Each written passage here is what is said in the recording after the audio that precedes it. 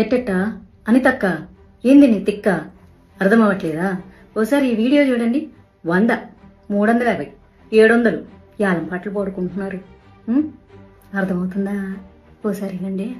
ఒకేలా కావాలనుకోండి ఎన్ని రోజులు మైక్ పెడతారో చూసుకుని దానికి ఒక 100 రూపీస్. హైట్ ని బట్టి height above 3 feet to 6 feet అనుకోండి, దానికి ఏంటంటే ఈకో ఫ్రెండ్లీ 350 రూపీస్. అలాంటివి మనకి హైట్ అబౌవ్ 6 feet అయితే 700 రూపీస్. ఇప్పుడు నేను మాట్లాడబోయే టాపిక్ అయితే చాలా మందికి కోపం తెప్పిస్తుంది. ఎస్పెషల్ ఏంటంటే పొలిటికల్ పార్టీ వాళ్ళకి కోపం తెప్పిస్తుంది అనమాట. అందులోనూ ఆంధ్రప్రదేశ్ లో ఉన్నటువంటి పొలిటికల్ పార్టీ ఇప్పుడు మన హోమ్ మినిస్టర్ గారు అనిత గారు మాట్లాడారనమాట. వెరీ అన్ఫార్చునేట్ ఏంటంటే ఈ అలయన్స్ ప్రభుత్వంలో మా పార్టీ కూడా ఉంది, బీజేపీ. అయినా సరే నేను తప్పు అని ఖండించి తీరతాను. ఎందుకంటే నాకు పార్టీ కంటే ముందు దేశం, ధర్మం, అందులోనూ నా హిందూ ధర్మం. నా తెలియగలుగుతాను, ప్రతి వాళ్ళకి హిందూ పండుగల మీద పడి ఏడవడమే తప్ప ఇంకా వేరే పని లేదా? ఏమ్మా అనిత గారు, ఏంటమ్మా పాటలు గణేష్ మండపాలలో పెడితే 100 రూపాయల, అడుగు అడుగుకి 350 రూపాయల ఎకో ఫ్రెండ్లీ గణేషకి. ఓ పని చేయండి, మామూలుగా మనకి చాలా మంది చనిపోతూ ఉంటారు రోజుకి, వాళ్ళ మీద అంతో కొంత చిల్లర చల్లుతూ ఉంటారు. సో మీరు చెప్పండి, ఇది కొంచెం చిల్లర కాదు, ఇట్లా ఇంత 1 కిలోమీటర్కి అయితే 100 రూపాయలు చల్లండి, అట్లా 2-3 కిలోమీటర్లు అయితే 350 రూపాయలు చల్లండి, మేము ఏరుకుంటాం, వచ్చి మా స్టాఫ్ని పంపిస్తామని పెట్టండి. చాలా బాగుంటుంది. మనకి ఏదన్నా కష్టం వస్తే భగవంతుడు చూసుకుంటాడంట. ఆ భగవంతుడికే ఈ రోజు కష్టం పెడుతున్నారు మీరు. ప్రతి ఒక్కళ్ళకి హిందూ పండుగలు వస్తే చాలు, అసలు మీకు ఎందుకు ఇంత కడుపు మంటాం? అసలు మాకు నిజంగా అర్థం కాదు. ఇదే రూల్ మీరు క్రిస్టియన్స్ కి పెట్టండి, ఇదే రూల్ మీరు ముస్లిమ్స్ కి పెట్టండి, తర్వాత హిందువులకు కూడా పెట్టండి. మేమేమి అందరికీ సమానంగా రూల్స్ పెట్టండి. రోజుకి 5 సార్లు నమాజ్ చేస్తూ ఉంటారు కదా, వాళ్ళకి ఎప్పుడన్నా రూల్స్ పెడతారా? మరి వాళ్ళకు కూడా నమాజ్ కి 100 రూపాయలు అని పెట్టాలి కదా. గణేష్ మండపాల దగ్గర సాంగ్లకి 100 రూపాయలు ఏంటి? లేకపోతే క్రిస్టియన్స్ అర్ధరాత్రులు కూడా పెడుతూ ఉంటారు కదా. నేను ఎవరిని కించపరచట్లేదు, ఇక్కడ గుర్తుపెట్టుకోవాలి. పొలో మనం తిట్టడానికి రెడీ అయిపోతుంటారులే కానీ ఆయన భగవంతుడికి బోల్డని కష్టాలు వచ్చాయంట, బోడి మాధవిలత కష్టాలు వస్తే ఏంటి, మీరు తిడితే ఏంటి, నాకేం మరి. వాళ్ళకు సేమ్ రూల్స్ అప్లై చేసి మాకు కూడా సేమ్ రూల్స్ అప్లై చేయండి. మేము వేస్తాం, చిల్లర వేస్తాం, ఏముంది. ఎంతో మందికి అన్నదానాలు చేస్తూ ఉంటారు హిందువులు, ఎంతో మందికి ప్రతిరోజు మండపాల దగ్గర బోల్డ్ అన్ని ప్రసాదాలు, లేకపోతే ఇంకోటి. అసలు మా పండగలంటేనే 10 మందిని బతికించడానికి ఉండేటటువంటి వ్యవహారం అది. ఒక వినాయక చవితి వస్తే మండపాలు వేసేటోళ్ళు ఏంటి, మట్టి బొమ్మలు తయారు చేసేటోళ్ళు ఏంటి, అసలు ఒకటేంటి అరటి ఇవి అవ్వచ్చు, పత్రం అమ్ముకునేటోళ్ళు కావచ్చు, పూలు పళ్ళు, ఎన్ని వ్యాపారాలు బతికిస్తూ ఉంటారు హిందువులు. అట్లాంటిది మీ మొహాన చిల్లరేయడానికి మాకేముంది? మేము దాని బిచ్చం వేస్తాం. మేము కావాలంటే మండపాల దగ్గర మీరు వచ్చి అడుక్కుంటున్నారు. యాక్చువల్లీ చెప్పాలంటే టు బి ఆనెస్ట్లీ 100 రూపాయలు 350 రూపాయలు అని చెప్పి అడుక్కి 350 రూపాయలు మీరు బిచ్చం అడుగుతున్నారు. మేము బిచ్చం వేస్తాము, ఏముంది. మా విగ్రహాల దగ్గర మీరు బిచ్చం ఎత్తుకుంటుంటే వేయడానికి మాకు ఏమన్నా ప్రాబ్లమా? నేను ఇప్పుడు ఇలా మాట్లాడాను అనుకో, ఇప్పుడు ఎన్వైరన్మెంట్ మీద ప్రేమ పుట్టుకొచ్చేస్తుంది చాలా మందికి. ప్రకృతి ప్రేమికులు అంటూ మాట్లాడతారు. మీరు మట్టి బొమ్మలు, ఆకులు అవన్నీ తీసుకెళ్లి వాటర్లో వేస్తారు, మరి వాటన్నింటినీ చెరువుల్లోంచి, కాలువల్లోంచి, వీటిలోంచి బయటికి తీయాలి. వాటికి ఎంత శ్రమ అవుతుందో తెలుసా, ఎంత పాడైపోతుందో తెలుసా, ఎన్వైరన్మెంట్ ఎంత నాశనం అయిపోతుంది. అట్లీస్ట్ ఇలాంటి రూల్స్ అన్న పెడితే సో అప్పుడైనా కేర్ఫుల్ గా ఉండేసేసి తక్కువగా వాడతారు, పెద్ద విగ్రహాలు చేయడం మానేస్తారు. అలా అని చెప్పేసి విగ్రహాలు చేసే వాళ్ళ కడుపుల మీద కొట్టడానికి ఎన్వైరన్మెంట్ పేరుతో మేము చాలా సిద్ధంగా ఉంటాము. ఈ సమయంలోనే మట్టి బొమ్మలు అమ్ముకునే వాళ్ళ జీవితాలు సంకనాకిచ్చి సర్వనాశనం చేయడానికి ఎన్వైరన్మెంట్, వాటి సేఫ్టీ, ప్రకృతి ఆరాధకులు, ప్రేమికులు అనే వాళ్ళం మేము అసలు ఎప్పుడు రెడీగా ఉంటాము. ఎందుకంటే రేప్ చేసిన అమ్మాయి ఎట్ట చచ్చిపోయినా పర్వాలేదు, కానీ రేపిస్ట్ గాడికి ఉరి శిక్ష ఇంకో శిక్ష వేస్తే మానవ హక్కులు అని చెప్పి ముందుకు వస్తారు చూడు, అట్లాంటి ప్రకృతి ప్రేమికులు ఇప్పుడు ముందుకు వచ్చేస్తారనమాట.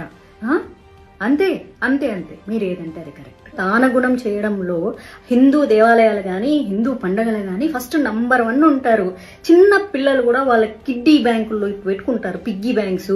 అవి కూడా పాలగొట్టి తీసుకొచ్చి కావాలంటే ఇస్తారు, మీ మొహాన పడేస్తారు డబ్బులు, అదే ఉంది. కాకపోతే అందరికీ సేమ్ రూల్ అప్లై చేయండి. మీరు ఇలాగ ఇన్నిసార్లు మైకులు పెడితే, లేకపోతే పొగులు, మధ్యాహ్నము, సాయంత్రం, అర్ధరాత్రి పెడితే ఇగో ఇంత డబ్బులు కట్టండి అని రూల్స్ పెట్టండి. అందరికి రూల్స్ పెడితే మేము కూడా ఒప్పుకుంటాము. మీరు అడుక్కుంటామంటే చెప్తున్నా కదా, అయ్యయ్యో మా ఇంట్లో పనిచేసేటోళ్ళు, మా దగ్గర వాచ్మెన్లు, లేకపోతే చిన్న పిల్లలు అందరూ తీసుకొచ్చి మీ మొహాన్ డబ్బులు పడేస్తారు. ఇప్పుడు కాలుతుంది కదా మీకు, సిగ్గు శరం. ఎప్పుడు చూడు ఆ ఎండోమెంట్ డిపార్ట్మెంట్ నుంచి వచ్చిన కోటాను కోట్ల రూపాయలు మీ పర్సనల్ అవసరాలకు, ఆస్తులకు, దేవుడి ల్యాండ్లు అమ్మేసుకుంటూ ఉంటారు, దేవుడి నగలు అమ్మేసుకుంటూ ఉంటారు, ఎవరెవరో ఇచ్చిన కిరీటాలు అన్ని అమ్మేసుకుంటూ ఉంటారు, గుటుక్కు శ్వాహాలు చేస్తూ ఉంటారు.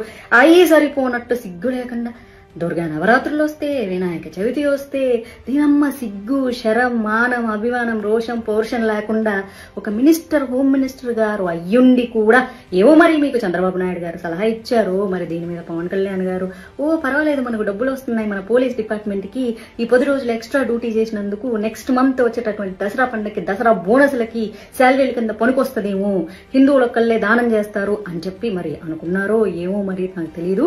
ఇప్పుడు నన్ను Pawan Kalyan fans, Chandrababu Naidu fans, TDP fans అందరు వేసుకుంటారు. సిగ్గు శరం. మా బీజేపీ కూడా అలయన్స్ ఉంది ఆంధ్రప్రదేశ్ లో. అయినా సరే చెప్తున్నా కదా, దేశం ధర్మం తర్వాతే పార్టీ. మా బీజేపీ ఎప్పుడేం చెప్తుందో తెలుసా? Nation first, party next. అందుకే ఐఎమ్ టాకింగ్ అబౌట్ నేషన్. ఈ నేషన్ లో హిందూ ధర్మం నిలబడాలి. మీరు అడుక్కోండి, వినాయక చవితి వస్తుంది మాకు చందాలు ఇవ్వండి, మా పోలీసులను ఎక్స్ట్రా కాపలా పెడుతున్నాము, వచ్చే నెల మళ్ళీ దసరా వస్తుంది, నవరాత్రులు వస్తాయి, దసరాకి బోనస్లు అడుగుతారు, మేము పేదోళ్ళము, మేము పోలీస్ డిపార్ట్మెంట్ కి డబ్బులు ఇచ్చుకోలేకపోతున్నాము, దయచేసి చేతులు చాపి అడుక్కుంటున్నాము, మీరు దానం చేయండి అని అడగండి. హిందువులు కోటాను కోట్ల రూపాయలు దానం చేస్తారు తెలుసా? కోటాను కోట్లు, 100, 350 కాదు. ఒక్కొక్కరు కావాలంటే పేదోడు కూడా కూలికెళ్ళి ఆ రోజు కూలీ డబ్బులు 500, 600 తీసుకొచ్చి మీ మొహాన్ని పడేస్తారు. బతకండి అలాగా, అడుక్కోండి కావాలంటే. మినిస్టర్లు అందరూ వచ్చి ప్రతి పండక్కి వచ్చేసి ఆంధ్రప్రదేశ్ ప్రజలారా, హిందువులారా మాకు ఇట్ట డబ్బులు ఇవ్వండి అని అడుక్కోండి. కోట్ల రూపాయలు ఇట్ట ఇవ్వకపోతే నన్ను అడగండి, ఇస్తారు. మా హిందువులందరూ దానగుణం కలవాళ్ళు. కానీ అఫీషియల్ ప్రెస్ మీట్ పెట్టి దానికి 100, దీనికి 100, దానికి నా 100 అని అడుక్కోవద్దు. Shame on you, shame on you. ఇది జీవో 2022లో అంటే వైఎస్ఆర్ సిపి గవర్నమెంట్ లో ఉండేటప్పుడు ఈ జియో ఇష్యూ చేశారు. అయితే విషయం ఏమైందంటే కరెక్ట్ గా 15 days బ్యాక్ 20 days బ్యాక్ మాకు అన్ని కలిపి ఒకే పోర్టల్లో అంటే సింగిల్ విండో విధానం తీసుకొచ్చి ఆ సింగిల్ విండో విధానంలోని ఇప్పుడు మన electrical department permission, R&B permission, panchayat municipality permission, police permission, electricity permission, ఈ 5 పర్మిషన్స్ డెఫినెట్ గా మనకి వినాయక మండపం పెట్టాలంటే ఉండాలి. ఇంతకు ముందు ఏం చేసేవారంటే ఒక్కొక్కరు ఒక్కొక్క దగ్గరికి వెళ్లి పర్మిషన్ తీసుకునేవారు. మేము అలా కాకుండా ఒక జాయింట్ ఇన్స్పెక్షన్ పెట్టి ఒక జాయింట్ సింగిల్ విండో విధానం పెట్టాం. అయితే ఆ రోజు ఏం చేశారంటే ఇదే జీవోని నాకు డిపార్ట్మెంట్ వాళ్ళు తీసుకొచ్చి ఇచ్చారు.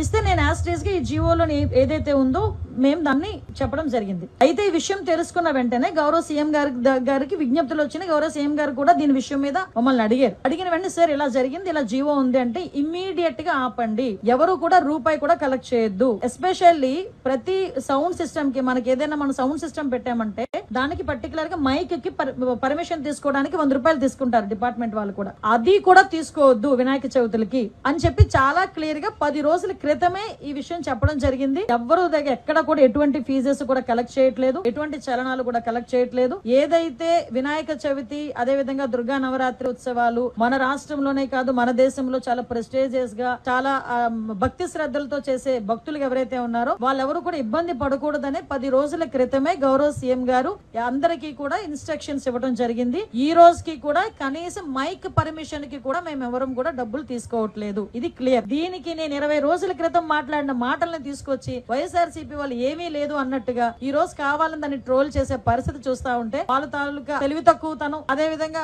వాళ్ళు బురద జల్లే కార్యక్రమాల్లో వాళ్ళకి టైమ్, సిచ్యువేషన్ అలాంటివి ఏం అవసరం లేదన్న సంగతి కూడా చాలా క్లియర్ గా అర్థమవుతుంది. ఇది క్లియర్ గా ప్రజలందరికీ కూడా అర్థం కావాలి కాబట్టి చెప్తున్నా. ఇది ఆల్రెడీ 2022లో ఇచ్చిన జీవో. ఆ రోజు ఆ జీవోని కూడా పక్కన పెట్టి ఎట్టి పరిస్థితుల్లో ఎవరికి కూడా అది కలెక్ట్ చేయొద్దు అని చెప్పారు. ఎవరు కూడా ఎక్కడ కలెక్ట్ చేయట్లేదు. ప్రతి ఒక్క చోట కూడా వినాయక ఉత్సవాలు అంగరంగ వైభవంగా జరుగుతున్నాయి. ప్రజలు ఎవరు కూడా ఇబ్బంది పడట్లేదు.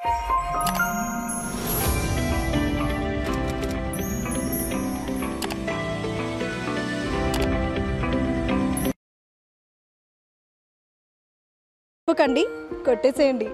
Please subscribe BCN channel. Please subscribe BCN channel. ఇందులో మీకు కావాల్సిన అన్ని రకాల హంగులు ఉంటాయి. Hi, this is MM Sri Lanka. Please subscribe to BCN channel.